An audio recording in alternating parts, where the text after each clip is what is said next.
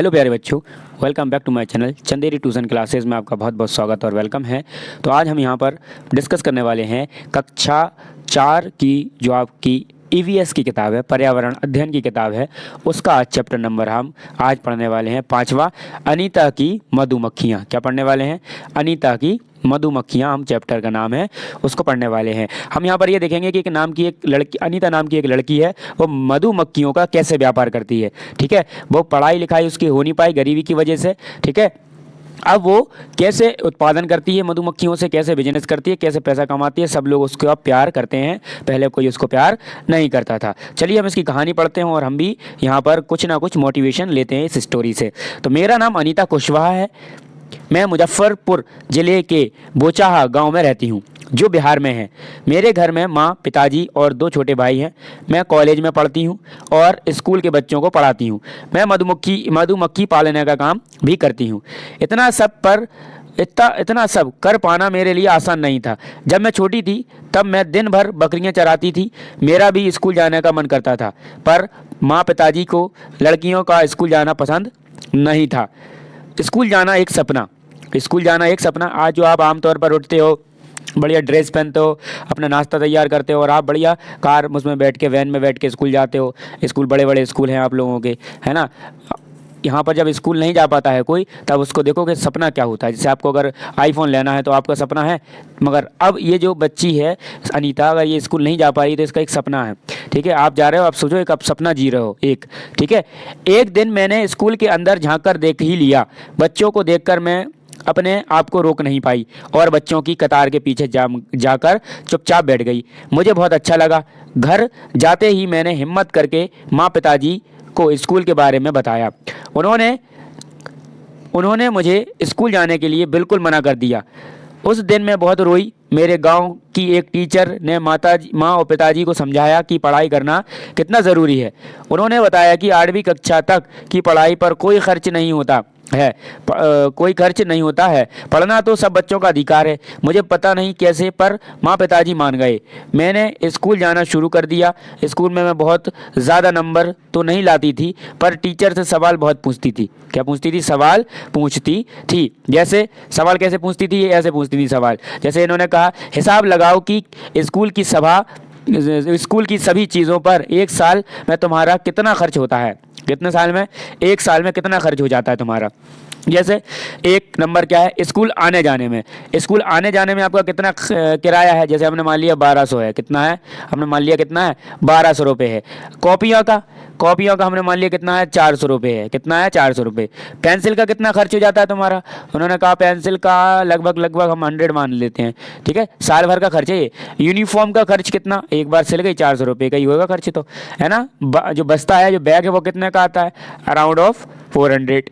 उसके बाद खाने का डिब्बे में क्या है? हमारा कौन खर्च लग रहा है? वो तो घर से बन के जाता है।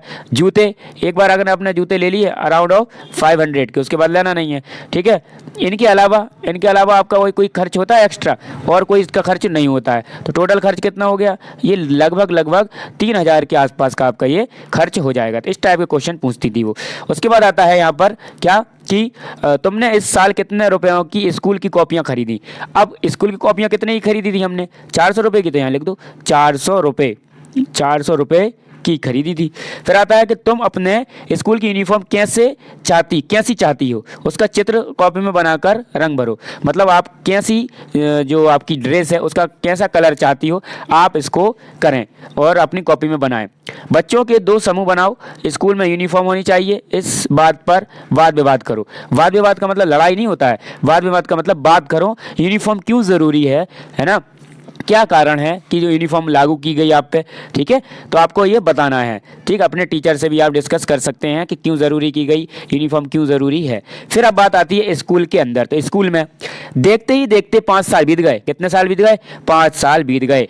मैंने 5वीं कक्षा पास कर ली। मुझे पता चला कि 6ठी कक्षा से खर्चा बढ़ जाएगा। माँ पिताजी ने कहा कि स्कूल छोड़ दो, पर मैं आगे पढ़ना चाहती थी। मैंने हल ढूंढ ही लिया। मैं अपने से छोटे बच्चों को पढ़ाने लगी उससे मुझे जो पैसे मिलते थे उनसे मैं अपनी आगे की पढ़ाई कर पाई। ठीक है, वो क्या करने लगी, छोटे बच्चों को कोचिंग पढ़ाने लगी, ट्यूशन पढ़ाने लगी। जैसे हमारा कोचिंग है, जैसे हम ट्यूशन पढ़ा रहे हैं आपको, ठीक है, पर आप लोग हमें पैसे देते नहीं हो। सिर्फ आपसे एक ही गुजारिश विनती रहती है कि आप चैनल को सब्सक्राइब कर लें या और अपने दोस्तों को शेयर कर दें और वीडियो को लाइक ज़रूर कर दें, पर आप वो भी नहीं करते हो। ठीक है, एक याद क्या है, एक इनकी बात है अनीता की कि क्या याद है उनको, कि मुझे याद है कि गांव में कुछ बड़े लड़के भी बच्चों को पढ़ाते थे। उन्हें मेरा बच्चों को पढ़ाना पसंद नहीं आया। उन्होंने मेरे पास आने वाले बच्चों को डराना धमकाना शुरू कर दिया। 2 बच्चों को छोड़कर सबने आना बंद कर दिया। कुछ दिनों बाद बाकी बच्चे भी लौट आए क्योंकि मैं उन्हें प्यार से पढ़ाती थी। कैसे पढ़ाती थी, प्यार से पढ़ाती थी। ठीक है, उसके बाद नेक्स्ट आता है, बताओ क्या तुम कुछ ऐसे लोगों को जानते हो जो पढ़ना चाहते थे लेकिन अपनी पढ़ाई पूरी नहीं कर पाए, उनके बारे में कक्षा में बताओ। जैसे आपको पता होगा कि जो नहीं पढ़ पाए, जो पढ़ना चाहते थे, ठीक है, तो आप अपने हिसाब से बताना आपके इलाके में कौन ऐसा व्यक्ति है जो पढ़ना चाहता था और पढ़ नहीं पाया। फिर बात क्या आती है कि हर बच्चे का हक है कि वह 8वीं कक्षा तक की पढ़ाई मुफ्त कर सके। क्या सभी बच्चों को यह अधिकार मिलता है, चर्चा करो। क्या सभी को यह अधिकार मिला है, तो हाँ, ये जो पढ़ने का बच्चा है, मतलब कि फ्री में अधिकार तो है कि 1 से 8वीं तक आप फ्री में पढ़ सकते हो, मगर अधिकार मिलता है। अधिकार मतलब हर बच्चा जा पाता है कि नहीं पढ़ने, तो ऐसा नहीं है। तो ये बच्चा नहीं जा पाता है ना, ये अधिकार नहीं मिल पाता है, मतलब ऐसा हर व्यक्ति बच्चा नहीं होता है कि वो पढ़ने जाए। फिर आता है, क्या आरटीई अधिनियम 2009 क्या है। क्वेश्चन आता है, आरटीई 2009 अधिनियम क्या है, मतलब कानून क्या है। तो यह 6 से 14 साल तक के सभी बच्चों को मुफ्त एवं अनिवार्य शिक्षा का अधिकार देता है। आरटीई अधिनियम 2009 क्या कहता है कि हर बच्चा फ्री में पढ़ेगा और पढ़ के ही रहेगा। ठीक है, फिर उसके बाद आता है कि धीरे धीरे मैंने गांव वालों को समझाना शुरू किया कि सभी लड़कियों को स्कूल भेजें। घर में माँ पिताजी ने भी मेरी मदद करनी शुरू कर दी। घर का सारा काम मेरी माँ ही कर लेती थी। मुझे पढ़ने के लिए काफ़ी समय मिल रहा था। क्या मिल रहा था, काफ़ी समय मिल रहा था पढ़ने में, क्योंकि घर का काम माँ कर लेती थी। उसके बाद आता है एक राज की बात, मैंने किसी को बिना बताए मोटर बाइक चलाना भी सीखा।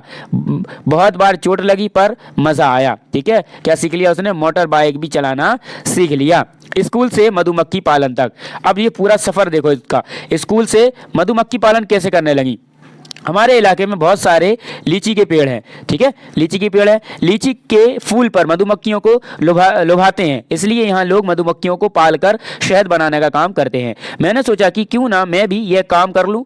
तब मैंने गांव में मधुमक्खियाँ पालने के लिए एक सरकारी कोर्स में भाग लिया। किसमें, एक सरकारी कोर्स कर लिया इन्होंने। कोर्स में भाग लेने वालों में मैं अकेली लड़की थी। ट्रेनिंग में मुझे पता चला कि अक्टूबर से सितंबर तक का समय मधुमक्खियों के अंडे देने का होता है। अब आपको याद रखना पड़ेगा, मधुमक्खियों का अंडे देने का समय कौन सा होता है, अक्टूबर से सितंबर तक।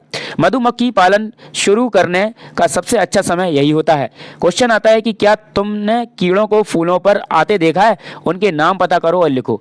नाम पता करके लिखना है कि कौन कौन से जो है वो है क्या आपके कीड़े जो फूलों पर आते हैं। ठीक है, तो आपको उनके फूलों के मतलब कि जो चढ़ के आते हैं कीड़े, उनके नाम लिखने हैं। जैसे कि मधुमक्खी आती है एक, है ना, फूलों पर, और तितली आती है, और भी कीड़े आते हैं, बहुत सारे कीड़े आते हैं। हरे टाइप के कीड़े होते हैं, जंगली टाइप के कीड़े होते हैं, इस टाइप के कीड़े होते हैं। फिर आता है कॉपी में उनके चित्र बनाकर लिखो और फूलों ठीक है, चित्र बनाकर उनके लिखना है। फिर नेक्स्ट क्वेश्चन आता है, वे फूलों पर ही क्यों आते हैं, पता करो। तो क्यों आते हैं फूलों पर ही, बताओ। फूलों पर इसलिए आते हैं, फूलों का रस लेने के लिए। किस लिए आते हैं, फूलों का रस लेने के लिए आते हैं, फूलों का रस लेने के लिए आते हैं। अगला क्वेश्चन आता है कि जब मधुमक्खी उड़ती है तो कैसी आवाज़ होती है, वैसी आवाज़ निकालो। ठीक है, तो यह कैसी होती है, मधुमक्खी ऐसी आवाज़ करती है ये मधुमक्खी। ठीक है, तो आपको ऐसी आवाज़ को निकालना है। उसके बाद आता है अनीता मधुमक्खी पालक। अब जो अनीता है वो मधुमक्खी पालक कैसे बन गई। तो मैंने मधुमक्खी पालने का कोर्स कर लिया, लेकिन अपना काम शुरू करने के लिए मेरे पास रुपए नहीं थे। क्या नहीं थे, रुपए नहीं थे, पैसा नहीं था। मैंने कुछ समय तक इंतजार किया और बच्चों को पढ़ाकर 5,000 बचाए। कितने बचाए, 5,000 बचा लिए। इन रुपयों से मैंने मधुमक्खी पालने के 2 बक्से खरीदे। एक बक्से की कीमत 2,000 थी। बाकी बचे रुपए में बाकी जो रुपए बचे थे उससे मीठा घोल बनाने के लिए चीनी और छत्ते को साफ करने के लिए दवाइयाँ भी खरीद लीं। ठीक है। ये देखो यहाँ पर एक बॉक्स लिया उन्होंने, ये बॉक्स में रख देती हैं ये इस टाइप की, ये तो इसमें आके ये चढ़ जाती हैं, गुण रख देते हैं इसमें। ये देखो कितने सारे रखे हुए हैं डिब्बे, देखो डिब्बे रखे हुए हैं, इसमें कितने सारे डिब्बे रखे हैं, यहाँ से डिब्बे रख देती हैं सुनसान जगह पे। ठीक, फिर आता है सितंबर का महीना था। सितंबर तक मेरे पास इतनी मधुमक्खियाँ हो गई कि वो 2 बक्से कम पड़ने लगे। मैंने 2 बक्से और ख़रीदे। मुझे मधुमक्खियों के बारे में ज़्यादा अनुभव नहीं था। कई बार मधुमक्खियों ने मुझे काटा भी। इससे मेरा चेहरा और हाथ सूज जाते थे, दर्द भी बहुत होता था। पर कहते हैं ना, पर कहती किससे पर ये है ना, यह काम तो मैंने अपनी ही इच्छा से शुरू किया था। अब पता करो, क्वेश्चन आता है पता करो। पहला क्वेश्चन है, तुम्हारे आसपास के इलाकों में मधुमक्खियों के काटने पर क्या लगाते हैं? क्या लगाते हैं हमारे इधर? चूना लगा लेते हैं। क्या लगा लेते हैं? चूना लगा देते हैं हमारे इधर तो काटने पर। आपके इधर क्या लगाते हैं? कमेंट जरूर करें। मधुमक्खियों का चित्र कॉपी में बनाओ, उसमें रंग भी भरो तथा अपना मनपसंद कोई नाम भी रखो। उसके बाद आता है लीची के फूल फरवरी में खिलते हैं। क्वेश्चन आता है कि लीची के फूल कब खिलते हैं? फरवरी में। मैंने अपने चारों बक्सों की लीची के बगीचे में रखा। मुझे हर बक्से में 12 किलो शहद मिला। कितना मिला? 12 किलो शहद। मैंने बाजार में बेचा, मुझे अपनी पहली कमाई मिली। अब मेरे पास 20 बक्से हैं। कितने बक्से हैं? 20 बक्से हैं। क्वेश्चन आता है कि अनीता के 20 बक्सों की कुल कीमत क्या है? कुल कीमत कितनी है अनीता के 20 बक्सों की? तो देखो, अब जब एक बक्सा दूध था ना, एक बक्से की कीमत कितनी है उसके पास? कितने रुपए का बेचा शायद, तो उसने पहली कमाई कर ली। ठीक है, 20 बक्से की कीमत कितनी हो जाएगी? तो आपको बताना है, ये हो जाएगी आपकी 20 की 40,000 रुपये हो जाएगी। कितनी हो जाएगी? 40,000, क्योंकि 12 किलो शहद मिला था उसको। ठीक है, उसने बेच दिया। अब बेचने पे कितना हो जाएगी ये आपकी? 12। कितने रुपए किलो बेच दी उसने? जैसे 20 बक्से थे तो 12 किलो शहद निकली। कितनी निकली? मुझे हर बक्से से, तो हर बक्से से 12 किलो निकली। कितने? 4 बक्से थे, 4 बक्से थे तो 12 एकम 12, 12 दूनी 24, 12 ती 36, 12 चौको 48। तो कितनी हो गई? 48 किलो हो गई। कितनी हो गई? 48 किलो। अब उसने कितने रुपए बेची होगी उसके हिसाब से आप क्या करो? गुणा भाग कर लो। अगर हम कितना लगाएं? अगर हम 48 हो गई हमारे पास, अगर 48 हो गई, अगर हम 100 रुपये भी लगाएंगे तो कितने हो गई? 48 हो गए, है ना। नेक्स्ट आते हैं हम यहाँ पर। मैं रोज साइकिल से कॉलेज जाती हूँ। कॉलेज गांव से 5 किलोमीटर दूर है, शहर में है। जब मैं कॉलेज जाती हूँ तो माँ मधुमक्खियों के लिए चीनी का घोल तैयार करती है। पिताजी मधुमक्खियाँ की देखभाल करते हैं और बक्से से शहद निकालते हैं। अब तक तो तुम भी अनीता को अच्छी तरह जान गए होगे। आसपास के सभी गांव के लोग उसे पहचानते हैं। वह गांव की सभी बैठकों में जाती है और लोगों को समझाती है कि पढ़ना सबके लिए बहुत ज़रूरी है। कुछ लोग तो उस पर हंसते भी हैं, लेकिन अनीता को अपना काम करना है और वह करती है। अनीता होलसेलर बनना चाहती है। होलसेलर मतलब कि एक दाम में उसका पूरा माल बिक जाए, होलसेल में बिक जाए। ठीक है, होलसेलर बनना चाहती है, जिससे वह मधुमक्खी पालने वालों को शहद का सही कीमत दिलाने में मदद कर सके। इसलिए बनना चाहती है वो होलसेलर, कि जो और भी जो लोग होते हैं ना, वो अच्छे से उनकी रेट दे पाए, उनको कोई लूट नहीं पाए उनको। फिर आता है पता करो। क्वेश्चन पहला है कि अनीता और गांव वालों को 1 किलो शहद के बदले 35 रुपये मिलते हैं। कितने? 1 किलो शहद मतलब 35 रुपये मिल रहे हैं। तुम्हारे यहाँ 1 किलो शहद के कितने रुपये मिलते हैं? तो आपके इधर कितने रुपये मिलते हैं? तो हमारे यहाँ 1 किलो शहद, हमारे यहाँ 1 किलो शहद अभी जो बिक रही है वो या तो 250 या फिर अप्रॉक्स ऑफ 300 रुपये की 1 किलो शहद बिक रही है। ठीक है, अब उसके बाद तुमने किस किस रंग का शहद देखा है? किस किस रंग का शहद देखा आपने, है ना? बताओ। पीले रंग का शहद देखा है? एक ही तो देखा है, पीले रंग का देखा होगा। हल्का एक काले कलर का भी आता है ना। तो आपने जिसका देखा हो बस वही लिख देना। जैसे हमने पीले कलर का देखा और एक और आता है थोड़ा सा सुरमई कलर, एक वो वाला भी देखा है। ठीक है, उसके बाद आता है क्वेश्चन, क्या तुम्हारे घर में शहद इस्तेमाल होता है? किस किस काम के लिए होता है ये आपको बताना है। तो आप कहोगे कि हाँ, हमारे घर में शहद का इस्तेमाल होता है। हम लोग सभी सुबह 1 चम्मच शहद लेते हैं, इससे हमें ऊर्जा मिलती है, जिससे हम स्वस्थ रहते हैं। क्या करते हैं हम लोग सभी सुबह 1 चम्मच शहद हम खा लेते हैं, जिससे हमें क्या मिलती है?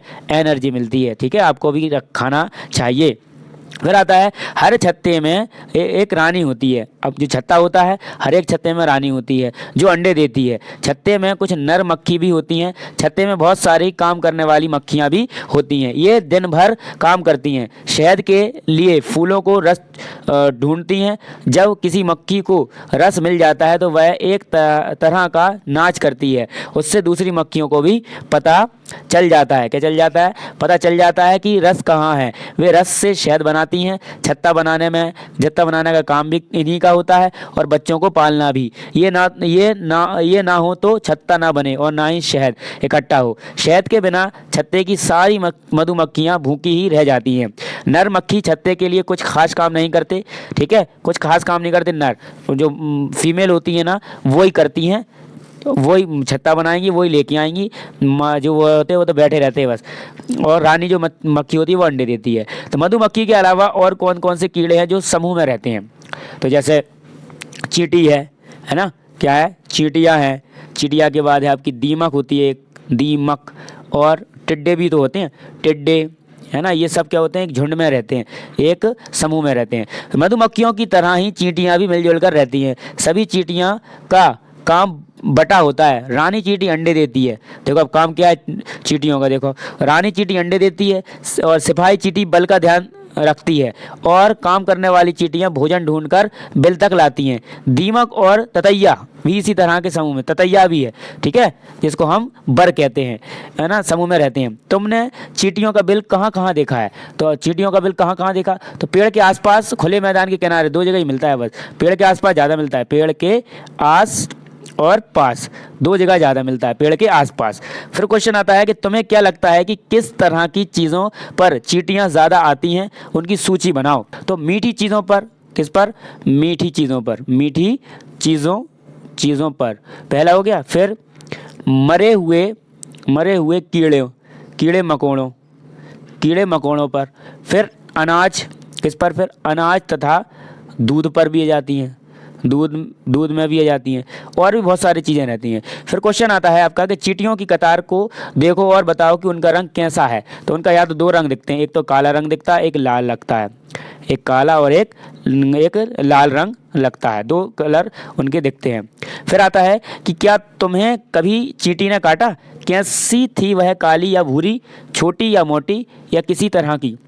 अगर आपको काटा है तो हाँ, काटा है। लाल चींटी ने मुझे एक बार काटा है। किसने काटा है? लाल चींटी ने काटा है ना, मुझे एक बार लाल चींटी ने काटा। फिर क्या चींटी तुम्हारे पास आती है? कब आती है? जब मीठी चीज़ मेरे पास आती है। जब मीठी चीज़ पास में हो तो आती है, पास आती है ना, आती है हो जाएगा। फिर क्वेश्चन आता है आपका कि कुछ छोटी और बड़ी चींटियों को ध्यान से देखो। चींटियों के कितने पैर होते हैं? बताओ भैया, चींटियों के कितने पैर होते हैं? तो बड़ी चींटी होती है वो भी उसी के उतने पैर होंगे, छोटी होगी उसके भी, ठीक है। जैसे बड़ी चींटी के पैर कितने होते हैं? तो बड़ी चींटी के पैर भी 6 ही होंगे, है ना। छोटी चींटी के भी पैर 6 ही होंगे। ऐसा कौन कि साइज बढ़ गया तो उसके पैर बढ़ जाएंगे, है ना। फिर आता है आपका अगला, क्या आता है आपका अगला कि एक चींटी का चित्र कॉपी में बनाओ, रंग भरो और उसमें। फिर दूसरा आता है कि तुम अक्सर मूंगफली खाकर उसके छिलके फेंक देते होगे। चलो उन्हीं छिलकों से रंग बिरंगे कीड़े मकोड़े बनाते हैं, न की कोशिश करो। उन पर रंग भरना ना भूलना। देखो अब ये छिलके लिए और छिलके पर क्या करा इन्होंने? कलर बना दिए। और कुछ क्या कर रहे हैं? कुछ इन्होंने यहाँ पर लाइन बना दी, है ना। उसके बाद इन्होंने कलर भर दिए उन पे। जैसे ये चिंटा बना हुआ है, ये चिंटे बने हैं, दिख रहा है, अलग अलग। तो इस टाइप से ये आपको बना दी, ठीक है। अनीता की स्टोरी को आप, इसकी जो वेबसाइट है ना यूट्यूब, उस पर भी जाकर आराम से पढ़ सकते हैं, ठीक है। ये कहानी बहुत अच्छी थी, इंटरेस्टिंग थी, एनसीईआरटी में हमें दी गई है। तो क्लास 4th में तो हमने पढ़ा, इसको समझा, क्वेश्चन भी जाने, बहुत सारे इंटरेस्टिंग क्वेश्चन मिले, और हमें एक कहानी भी मिली कि अनीता जैसी जो लड़कियां होती हैं वो कई बार संघर्ष नहीं कर पाती हैं, घर में नहीं बोल पाती हैं, तो वो पढ़ाई नहीं कर पाती हैं, अपना उनका जो बिजनेस होता है, करने का तरीका होता है, उनकी जो सोच होती है वो डेवलप नहीं हो पाती है। और ऐसे टीचरों को भी सलाम, जो घर पर जाकर या उनके पेरेंट्स को कन्विंस करते हैं कि नहीं, बच्चे को पढ़ाना तो ज़रूरी है, ठीक है। तो चलिए वीडियो को हम मिलते हैं, वीडियो को यहाँ पर एंड करते हैं। चैनल को सब्सक्राइब कर लें आप लोग। अब हमने इस चैप्टर को समझा दिया, है ना, एक्सप्लेनेशन कर दिया, बहुत अच्छे से सारे क्वेश्चन आंसर फिल करवा दिए। अगर आप चैनल पर नए हैं तो चैनल को सब्सक्राइब ज़रूर करें, बेल आइकन को प्रेस कर लें, और अपने एक दोस्त को ज़रूर शेयर करें इस वीडियो को, और उससे कहें कि उस एक दोस्त को ज़रूर शेयर करें, स्टेटस पर ज़रूर लगाएं मेरे इस चैनल को। थैंक्स फॉर वॉचिंग, मिलते हैं नेक्स्ट वीडियो में।